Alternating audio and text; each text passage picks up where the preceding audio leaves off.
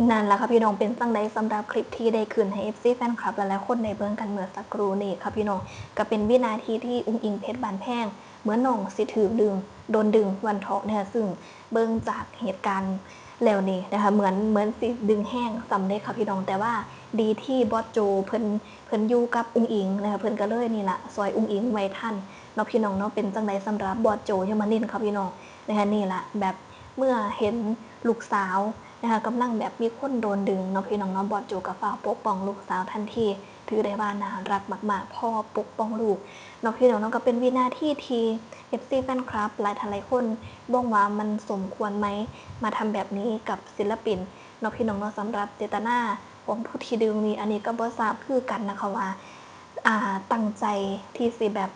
เฮ็ดให้น้องเจ็บหรือว่าตั้งใจที่สิแบบอยากอยากจับมือน้องซื่อๆแต่ว่าตั้งจับแห้งจังสิแม่นี่ก็บ่เข้าใจเจตนาของเพิ่นคือกันเนาะพี่น้องเนาะแต่อุ้งอิงเพชรบานแพงก็ถือว่าสติดีมากๆค่ะพี่น้องในขณะที่น้องแบบกำลังทำการแสดงกำลังร้องเพลงนี่ล่ะก็คือแบบเมื่อเกิดเหตุการณ์แบบนี้น้องก็คือแบบบ่แสดงอาการท่าทีสิว่าจังได๋ล่ะกระโตกกระตากวันเถาะน้องก็คือแบบมีสติตั้งสติแล้วก็ร้องเพลงนะคะร้องเพลงต่อไปสิเจ็บคักปานใดก็ตามกับพี่น้องแต่ว่าก็แบบอดสาร้องเพลงไปเป็นจังไดสปิริตของความเป็นนักสู้ค่ะพี่น้องนะคะเรียกได้ว่า FC แฟนคลับหลายท่านหลายคนพากันแห่ชื่นชมอุ้งอิงแล้วก็แห่ชื่นชมบอสโจด้วยนะที่ได้มีการปกป้องลูกสาวในมือคืนนะคะสำหรับมือคืนค่ะพี่น้องนะคะกะนี่ล่ะอุ้งอิงเพชรบานแพงบอสโจยมนินทร์นะคะได้มีการไปรับเชิญอยู่บนเวทีศิลปินผู้ไทยของทางด้านพ่อวีรพงษ์วงศิลป์ค่ะพี่น้องเป็นจังไดมุจาวาเอิญมาอลังการมากๆนะคะแอดมินได้เห็นแบบฉากแสงสีเสียงโดยรวมค่ะพี่น้องถือว่าอลังการนะคะแล้วนี่แหละค่ะพี่น้องเป็นจังไหนนะคะเรียกได้ว่าวินาทีเปิดตัวอุ้งอิงแบบอลังการแห้งมาเป็นเวทีของเจ้าของค่ะพี่น้องนะคะแบบ FC แฟนคลับก็ไปส่งกำลังใจให้อุ้งอิงหลายวันเถาะแล้วนี่เลยค่ะพี่น้องช่วงที่อุ้งอิงน้องกำลังแบบร้องเพลงแล้วก็เหมือนจะแบบชุนละมุนกับพี่น้องผู้นี้ก็ขอจับมือผู้นี้ก็อยากให้ติปผู้นั้นก็ขอถ่ายรูปจังสิแม้มันก็ชุนละมุนทางนั้นบอสโจนะคะคือแบบประกบลูกสาวเลยแล้วก็น่าหักของเราแล้วก็คือแบบประกบลูกสาวอยู่ติดลูกสาวเลยล่ะนะคะเป็นจังไหนผู้เป็นพ่อนะคะพ่อเห็นเหตุการณ์บอดีแล้วเหมือนบอสโจได้มีการผลักคนที่ดึงมืออุ้งอิงออกค่ะพี่น้องนะคะพักออกแต่ว่าบอสโจกะแบบยิ้มแย้มเนาะพี่น้องเนาะยิ้มแย้มเพื่อให้แบบสถานการณ์มันบ่ตึงเครียดเกินไปเนาะพี่น้องเนาะอันนี้ก็บ่เข้าใจเจตนารมณ์ของผู้ที่ดึงคือกันนะคะได้เห็นเอฟซีแฟนคลับหลายคนพากันคอมเมนต์นะคะบางคนก็บอกว่าเกือบแมันแบบลมหัวซักลงเวทีดึงแห้งอยู่นะคะพี่น้องก็ที่ว่าดึงแห้งนะคะจากที่เบิ้งมือแล้วนี่สองแขนเลยเด้จับเหมือนจะดึงลงมาเหมือนจะดึงมากดหรือว่าอยากจับซื่อๆอันนี้ก็บ่เข้าใจคือกันนะคะแต่เรียกได้ว่าเหตุการณ์แบบนี้นี่เกิดขึ้นกับศิลปินนะคะหลายต่อหลายคนแล้วเนาะพี่น้องเนาะบางคนนี่ก็ได้รับบาดเจ็บมาก็มีมาหลายเนาะพี่น้องเนาะแต่คันเป็นศิลปินคนอื่นนี่คันไปพ่อแม่พัชรีนี่โอ้แล้วใส่บ่หยังเลยค่ะพี่น้องแต่นี่มาเจออุ้งอิงน้องกะนี่ล่ะเป็นแบบนี้ของน้องเนาะพี่น้องเนาะน้องกะแบบ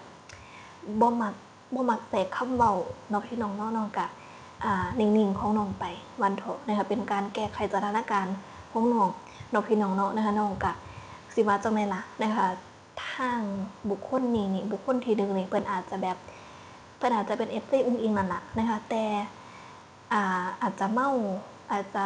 ดื่มมาบ่หรือว่าจังไดอันนี้ก็บ่ทราบคือกันแต่ว่าเหตุการณ์ลักษณะแบบนี้นี่อย่าใส่คำว่าเมามาอ้างเด้ค่ะพี่น้องนะแอดมินได้เห็นหลายเหตุการณ์มาแล้วว่าสิเกิดกับศิลปินผู้ใดก็ตามบางคนใช้เหตุผลบอกว่าเมาบ่มีสติก็เลยเฮ็ดลงไปแบบนั้นก็ต้องขอโทษขออภัยนำจังซี่แหมนะคะบางคนใช้คำว่าเมามาอ้างแต่ว่าแอดมินมองว่าอย่าใส่คำว่าเมามาอ้างนะคะคันคุณรู้ว่าคุณไม่มีสติควรที่สิแบบลบหลีกซะมากกว่าอย่าสแบบไปเข้าใกล้ศิลปินเลยคุณอาจจะชื่นชอบศิลปินคนนี้ก็จริงแต่ว่าคุณรู้ว่าคุณสติไม่ดีจังซี่แหม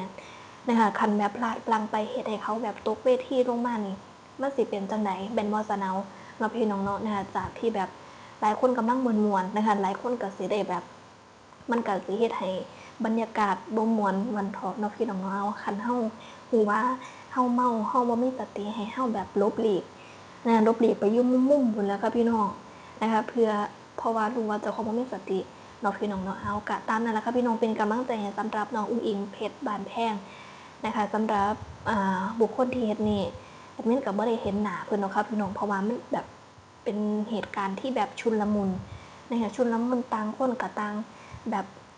ถ่ายรูปอุ้งอิงต่างคนก็ต่างแบบอยากมาจับมือน้องเนาะพี่น้องเนาะเอาเป็นจังได๋แอดมินเข้าใจเด้ค่ะพี่น้องว่าอุ้งอิงแบบน้องเป็นตาฮัก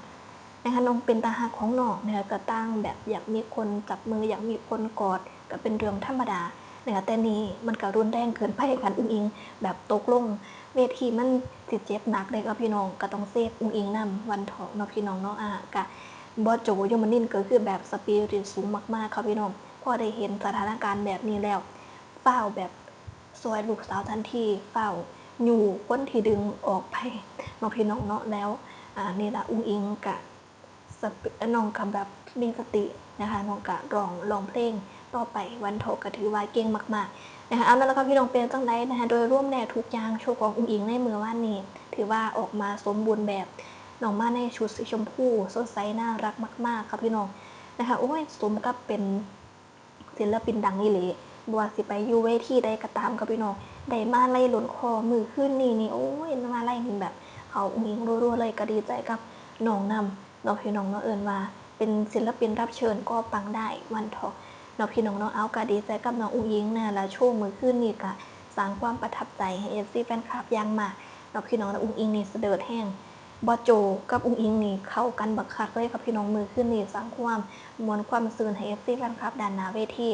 นะคะได้